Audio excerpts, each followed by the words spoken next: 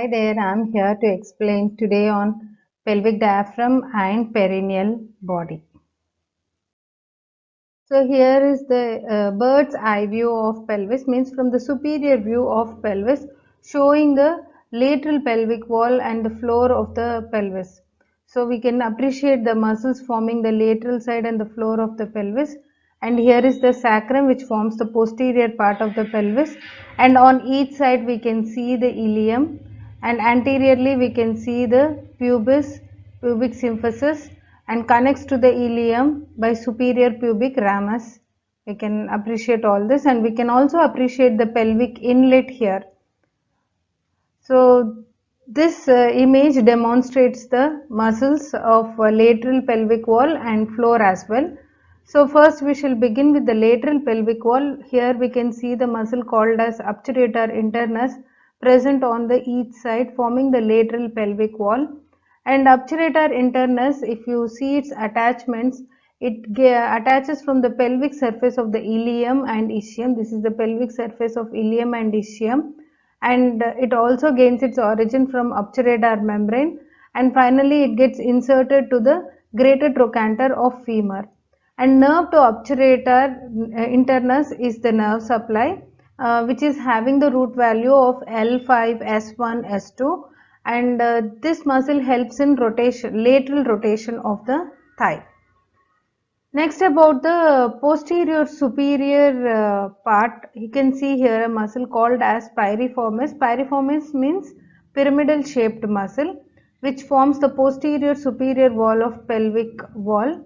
And this piriformis, we can see it is attaching from the sacrum here and running laterally into the greater sciatic notch, where it comes out and gets inserted into the greater trochanter of femur.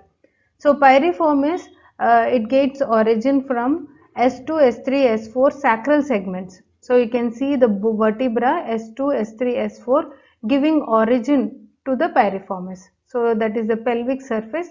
It gets origin like letter E. And then after crossing greater sciatic notch and sacrotuberous ligaments, it gets inserted to the greater trochanter of femur, and it is supplied by anterior rami of spinal segments S1, S2. So directly anterior primary rami of S1, S2 supplies the piriformis. Piriformis also helps in the lateral rotation of the thigh along with obturator internus, and it helps in abduction of the thigh as well, and it assists in the holding the head of the femur to the acetabulum. So that is the action of piriformis. So that was about the lateral and the posterior superior wall of pelvis. Now we shall go into actual pelvic floor, which is mainly formed by coccygeus muscle. You can see here coccygeus muscle and the levator ani muscle. Coccygeus and levator ani, they are together called as pelvic diaphragm, the muscles forming the pelvic diaphragm. So coccygeus, the actual name is ischio-coccygeus because it gains its origin from the ischium part of the hip bone, and it attaches to the coccyx and partly into the sacrum. So that is about the coccyx. And next you can see the levator ani, which is having several components. Mainly we can say into pubococcygeus and iliococcygeus are the two components of levator ani. So iliococcygeus here, which is present on each side and where it is like triangle, gaining its origin from the ilium and obturator fascia. This is the obturator fascia covering obturator internus muscle. So this is iliococcygeus because it goes and inserts into the coccyx. And next moving on to this pubococcygeus muscle. Pubococcygeus is further divided into the muscle where around which organ it is, around which part it is present. So here we can see a muscle around the rectum. This is the rectum. It is forming a sling around the rectum. So it is gaining its origin from the pubis and forming a sling around the rectum. So it is called as pubococcygeus muscle. And similarly, the muscle around the urethra is pubourethralis, and around the vagina is pubovaginalis muscle. So this is about the parts of pubococcygis. So pubococcygis is further divided into puborectalis, which is a major component, then pubourethralis and pubovaginalis. So all these things we can see they get origin from the body of the pubis, tendinous arch of obturator internus, obturator fascia, which is covering the obturator internus. Then ischial spine, here is the ischial spine, and inferior end of the sacrum, we can see the lower part of the sacrum also provides attachment and inserts into the coccyx and perineal body, and also the part of the muscle fibers attached to the anococcygeal raphe or anococcygeal ligament, which is below the coccyx and the anal canal. So it is called anococcygeal raphe. And in males along the walls of the prostate, or in females along the walls of vagina. In males it is called prostate muscle, and whereas in females it is called pubovaginalis, and around the rectum puborectalis. So that is about the parts of pubococcygis, which is a part of levator ani. And next, nerve supply of these muscles, pelvic floor muscles, they are supplied by the branches from S4 to NIS5 spinal nerves. So S4 to S5, to levator ani, especially we say nerve to levator ani, having the root value of S4.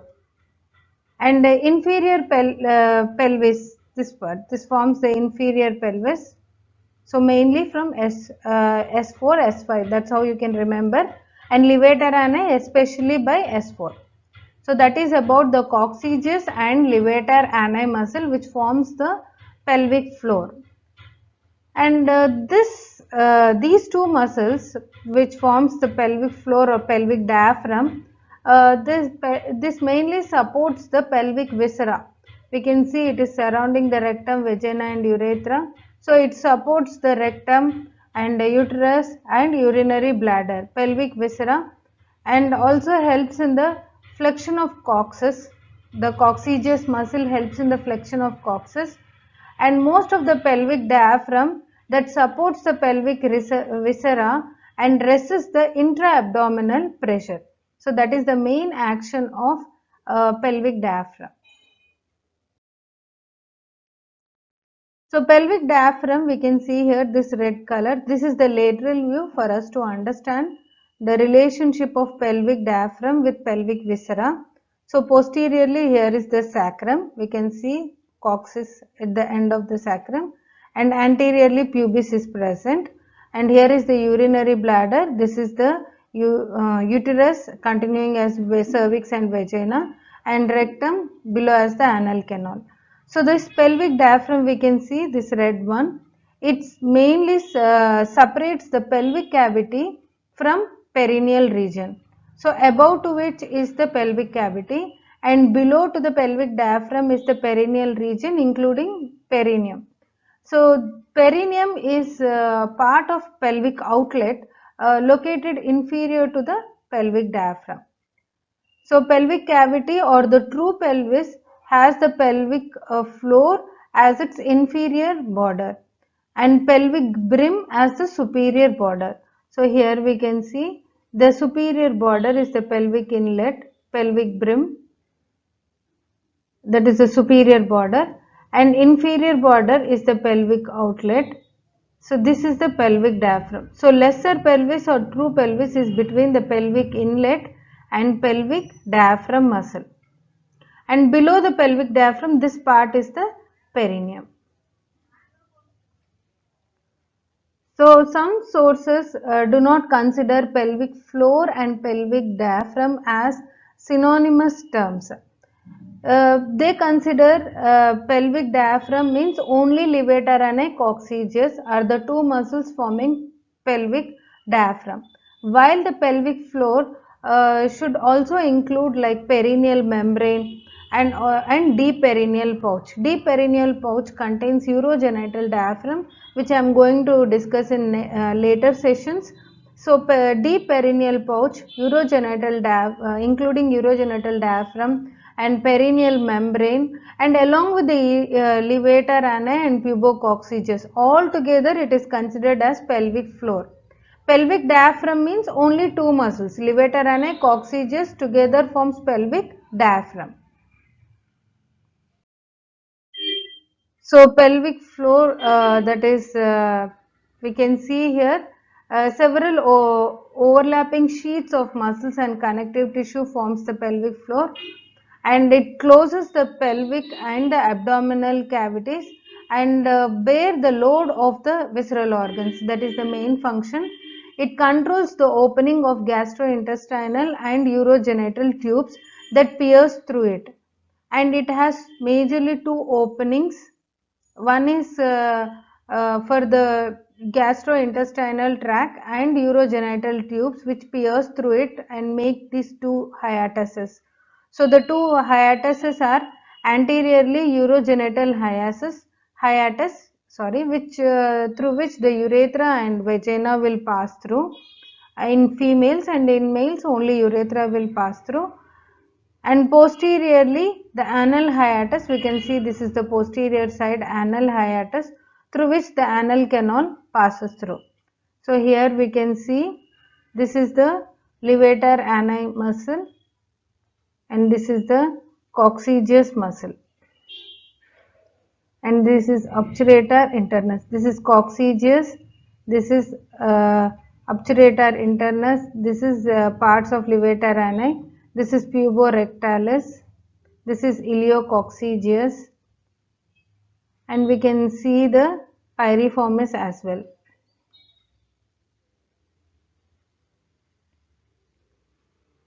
So we know now the pelvic diaphragm separates the pelvic cavity above from the perineal region, and it lies posterior and deep to the urogenital diaphragm and medial and deep to the ischiorectal fossa. So this one is this gap in the perineum is the ischiorectal fossa, and above to the ischiorectal fossa is the true pelvis or lesser pelvis. So this pelvic diaphragm separates the ischiorectal fossa from the true pelvis on the posterior side of the perineum, where we can see ischiorectal fossa or ischioanal fossa present on each side of the anal canal. So these muscles forms the pelvic floor, and it supports mainly the pelvic viscera, which I said already. And on contraction of these muscles, it raises the pelvic floor up, and it flexes the anorectal canal during defecation and helps the voluntary control of micturition. So it helps in direct the fetal head towards the birth canal at parturition. So during parturition also pelvic diaphragm helps in direction of fetal head, fixes the fetal head properly into the birth canal during delivery or parturition. So that these are the main components and important functions. So let's see the parts again. It is mainly composed of levator ani and coccygis muscle. So this is the posterior side of the pelvis from above. This is the anterior side, and we can see inner aspect or the pelvic surface of the sacrum. So posterior most muscle is the coccygis muscle here, and in front of the coccygis we can see different colors. All these are the parts of levator ani muscle.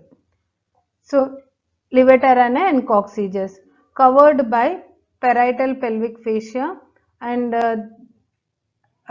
associated with connective tissue which span underneath the pelvis. So these muscles arise between the pubic symphysis and ischial spine.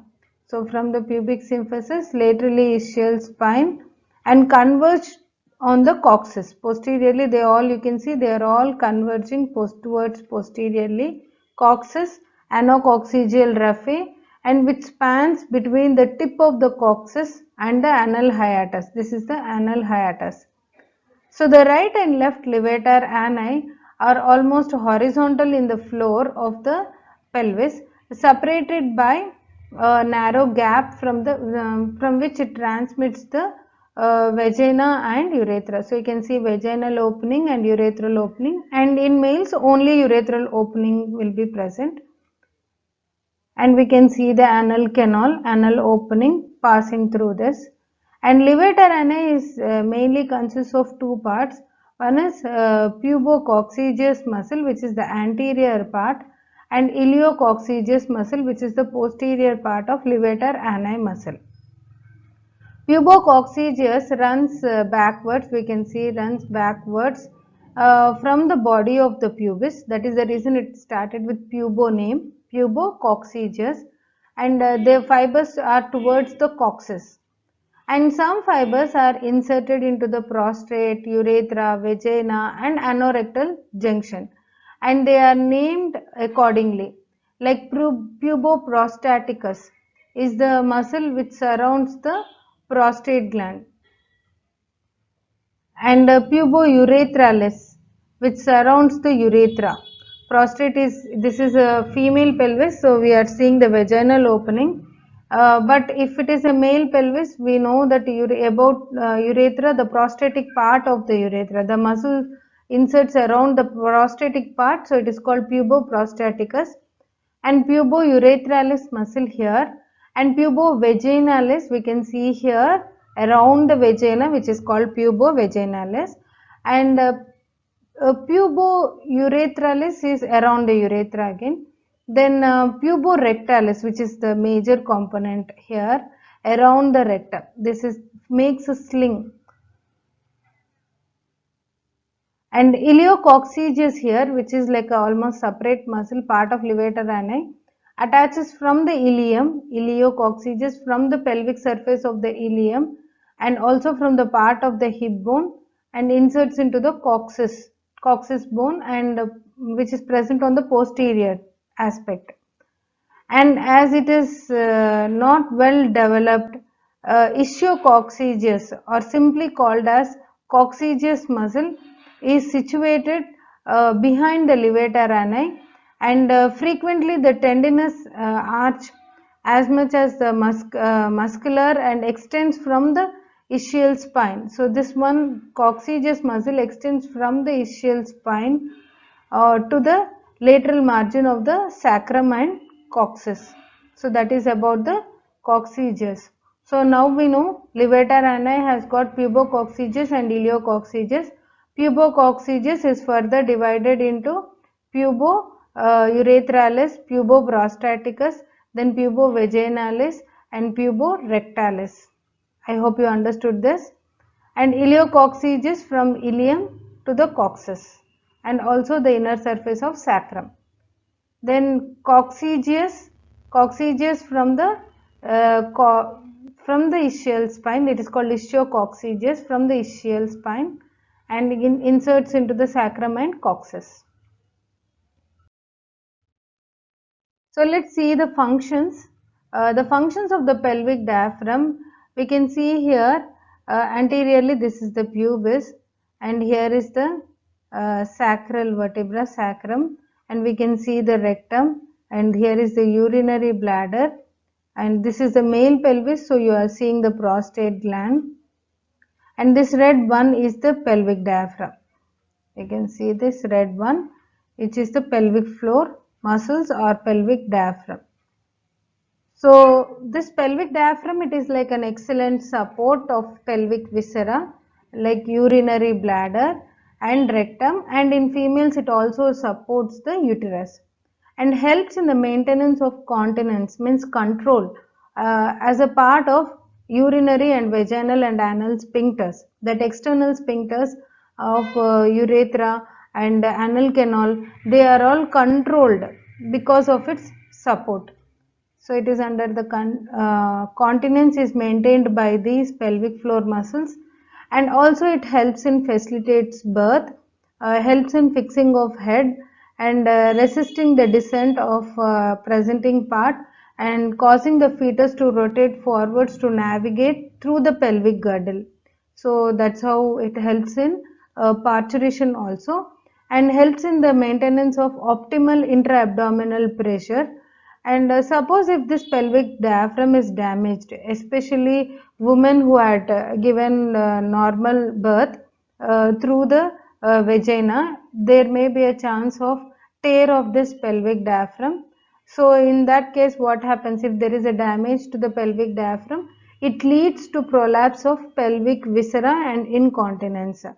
So prolapse of vaginal prolapse and uterine prolapse may be there, and rectal prolapse would be there in those women who had weaker pelvic floor muscles.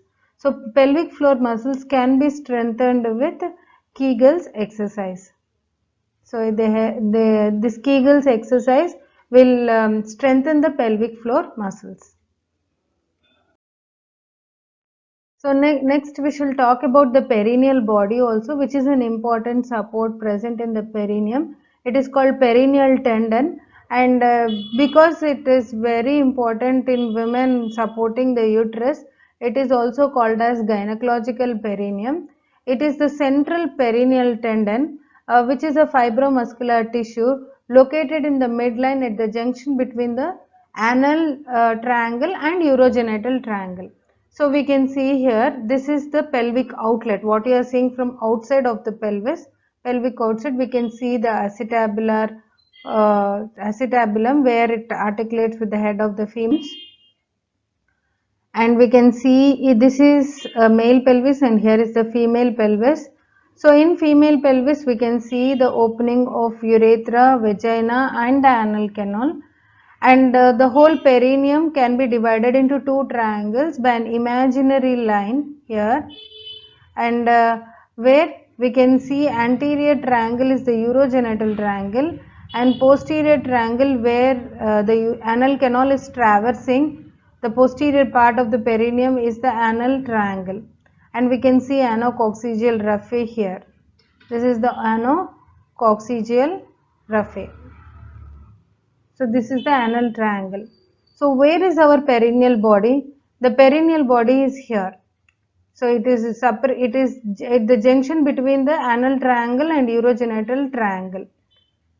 So it is just anterior to the sphincter, and in males it is found between the bulb of penis. This is the bulb of penis and the anus. So it is between the penis and the anus, the bulb of penis and anus. We can see the perineal body in males, and females it presents between the vagina and the anal canal. This is the vagina and the anal canal. In between, this is the perineal body. So it is, we say it is approximately around 1.25 centimeters in front of the anus in females, in males as well. And structures attached to the perineal body, this is quite important. Perineal body is a fibromuscular structure, I already said. So several perineal muscles, they intersect with each other at the site of perineal body, giving important strength. So it provides support to the pelvic viscera. So let's see what are the muscles intersecting. External anal sphincter. So here is the anal canal. This is the external anal sphincter, provides attachment to the perineal body as well. And we can see the bulbospongiosus muscle in male, and superficial and deep perineal muscles, transverse perineal muscles, superficial and deep on each side, they are present transversely. So superficial and deep transverse perineal muscles, anterior fibers of levator ani, that is pubococcygeus part of levator ani, take part in the formation of perineal body, and fibers from the external urinary sphincter and conjoint longitudinal coat of rectum, and perineal body is like can see here. So all these muscles take part in the formation of perineal body. So external anal sphincter, bulbospongiosus, superficial and deep transverse perineal muscles, and anterior fibers of levator ani including puborectalis, pubovaginalis, and external urethral sphincter, and conjoint longitudinal coat of rectum muscle, rectum. So perineal body is an important support of pelvic viscera, and it is essential for the integrity of pelvic floor muscles. So perineal body tear during vaginal delivery leads to widening of the gap between the anterior free borders of levator ani muscle of both the sides. So levator ani muscle of both the sides, the gap between them would increase if there is a tear of perineal body, and this becomes a predisposing factor in those women, which leads to prolapse of pelvic viscera like urinary bladder, uterus and rectum would prolapse. So that is about the perineal body. So let's see some high yielding points. So we know now what is pelvic diaphragm. I hope I am clear with you all that pelvic diaphragm is what and pelvic floor is what. Actually many consider pelvic floor includes not only pelvic diaphragm, it also includes urogenital diaphragm, including the deep perineal pouch and perineal membrane and connective tissue and fascia also covering them. All this is called pelvic floor. Pelvic diaphragm means only levator ani and coccygeus. Levator ani and coccygeus forms the pelvic diaphragm. I hope I am clear with this.